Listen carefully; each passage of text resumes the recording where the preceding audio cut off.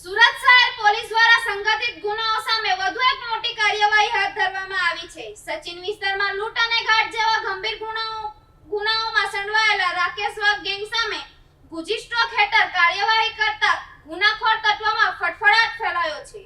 જોઈએ આ અહેવાલમાં. સુરત શહેર પોલીસ દ્વારા સંગઠિત ગુનાઓ સામે વધુ એક મહત્વપૂર્ણ કાર્યવાહી હાથ ધરવામાં આવી છે. સચિન પોલીસ સ્ટેશન વિસ્તારમાં થયેલા લૂંટ અને ધાડ જેવા ગંભીર ગુનાઓના કેસમાં સંડોવાયેલા આરોપી રાકેશ ઉર્ફે રાખલો અને તેના સાગરીતો સામે કડક કાયદાકીય પગલાં લેવામાં આવ્યા છે.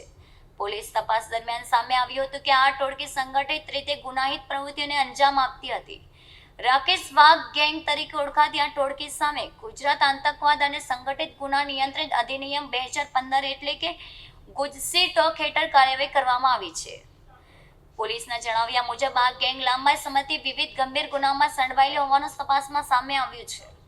ગુનાહિત પ્રવૃત્તિઓ પર અંકુશ લાવવા માટે સુરત પોલીસે પુરાવાઓના આધારે વિશેષ કાર્યવાહી હાથ ધરી છે. ગુજસી ટોક જેવા કડક કાયદા હેઠળ કાર્યવાહી થવાથી સંગઠિત ગુનાખોરોમાં ફફડાટ ફેલાયો છે. પોલીસનું માનવું છે કે આવી કાર્યવાહીથી શહેરમાં કાયદો અને વ્યવસ્થા વધુ મજબૂત બનશે, સાથે જ ગુનાખોરીના નેટવર્કને તોડવામાં પણ મદદ મળશે. સુરત પોલીસ દ્વારા સંગઠિત ગુનાઓ સાથે ઝીરો ટોલરન્સની નીતિ અપનાવવામાં આવી રહી છે. આજરોજ આપને બોલાવવાનું સૌજન્ય કારણ એ છે કે ગુજરાત સરકાર દ્વારા સંગઠિત ગુના વિરુદ્ધ કાર્યવાહી કરવા માટે ગુજરાત આતંકવાદ અને સંગઠિત ગુના નિયંત્રણ અધિનિયમ 2015 શોર્ટ ફોર્મમાં ગુજસી ટોકનો કાયદો બનાવવામાં આવ્યો છે. સુરત શહેર પોલીસ કમિશનર શ્રી અનુપમસિંહ ગેહલોત સાહેબને માર્ગદર્શન, સેક્ટર 2 સાહેબની સૂચના અને અમારી team DCP, ACP Shri Goyal સાહેબ, પીઆઈ શ્રી વાઘેલા અને અમારી ટીમ દ્વારા સચિન વિસ્તારમાં રાકેશ વાઘ નામના વ્યક્તિ અને તેના સાગરીતો દ્વારા જે સંગઠિત ગુના આચરવામાં આવે છે એના વિરુદ્ધ આજે ગુજસી ટોકની કલમ લગાવી તેમના વિરુદ્ધ કાર્યવાહી કરી અને આજે એમના 4 દિવસના રિમાન્ડ મેળવવામાં આવ્યા.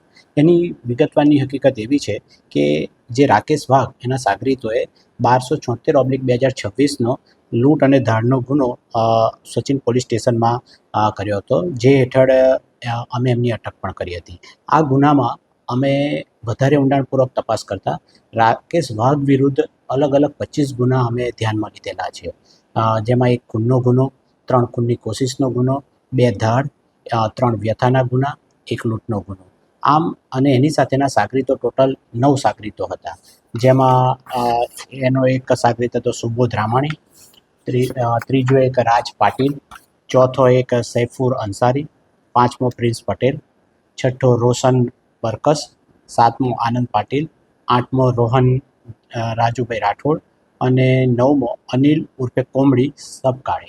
આ 9 લોકો પોતે એક ગેંગ, એક ગીરો બનાવી અલગ અલગ પ્રકારના ગુના આચરતા હતા અને પ્રજામાં ખોફ અને ભયનો માહોલ કરતા હતા.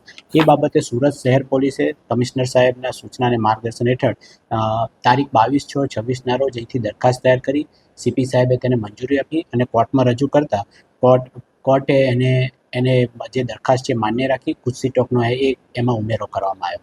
તેમાં રાકેશ વાઘ, જે પ્રબોધ રામાણી અને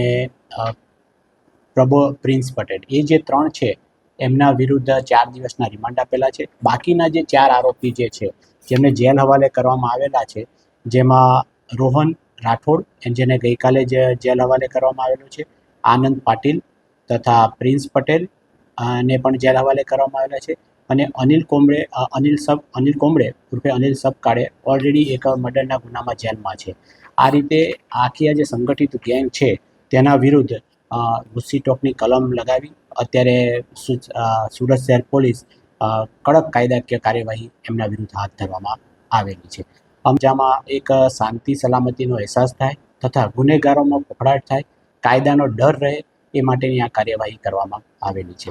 અમે આપના માધ્યમથી એ પણ કહેવા માગીએ છીએ કે આવા કોઈ પણ તત્વો હોય તો પોલીસને જાણ કરે અને એના વિરુદ્ધ અમે સખતમાં સખત કાર્યવાહી કરીશું.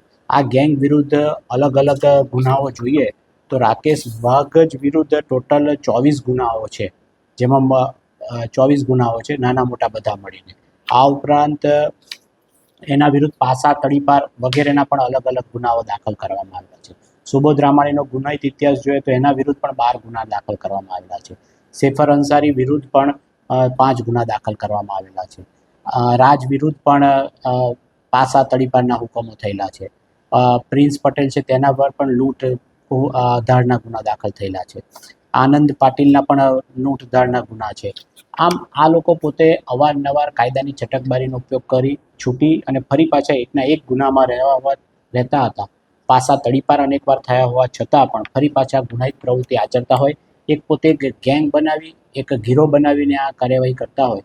એટલે ગુજરાત સરકારના કડક કાયદા હેઠળ સુરત શહેર પોલીસે ગુસ્સીટોકની આ કાર્યવાહી કરી છે અને આના દ્વારા ગુનેગારોને સખત નસીહત થાય એ પ્રમાણેની કાર્યવાહી હાથ ધરવામાં આવેલી છે.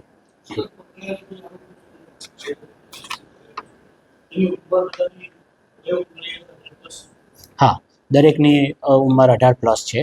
દરેકની જ્યારે પહેલાં નાની ઉંમરના હતા ત્યારે પણ કેસ કરેલા છે, પણ ત્યારે તો એ જુવેનાઇલ હોય એટલે એ પ્રમાણેની કલમો લાગેલી.